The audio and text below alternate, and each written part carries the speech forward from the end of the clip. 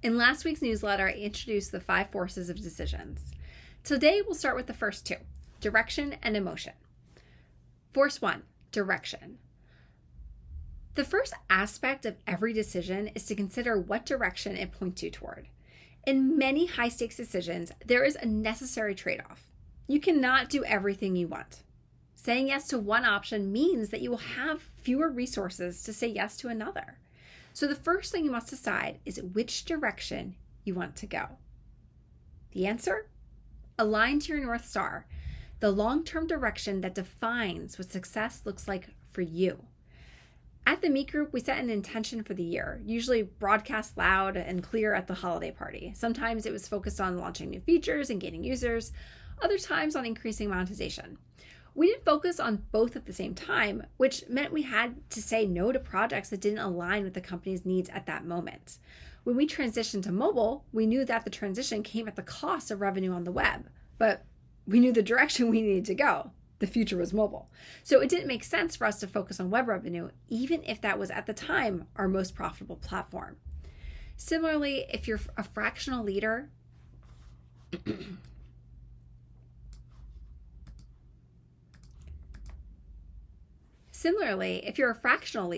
your direction might not be maximizing the number of clients. Your goal might be to reduce lower impact work so you can focus on more strategic engagements. The first force of the 5 forces of decisions is really about being reflective. Where do you want your life, your business, or your commitments to lead? Many ambitious people forget to consider the most basic question: what do I want to do? Including align to your North Star as the first step to your 5 forces decision framework will keep you moving forward. So, force 1, direction takeaway. If you don't define your direction, every option looks equally appealing. Your North Star helps you say no. Once you know where you're going, the next challenge is emotional, not letting fear steer the wheel. Force 2, emotion. The second force in the 5 forces is emotion. Our emotions often get involved in our decisions, and it can be easy to be swayed by fear, joy, or anger. At this step, it's important to lower the emotional intensity.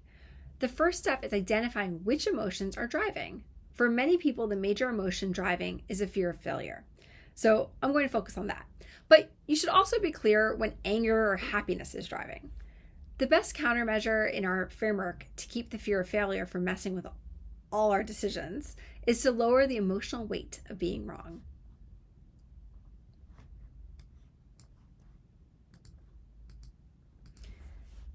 The best countermeasure in our framework to keep the fear of failure from messing with our decision is to lower the emotional weight of being wrong. We intentionally lowered the stakes where we could. When Dave and I first launched the business, we were teenagers. We didn't have a mortgage or payroll. If we failed, we would be sad, but it wouldn't ruin us. Later, the stakes got higher with investors, millions of users, and a team to think about. To lower the stakes, we created structural mechanisms to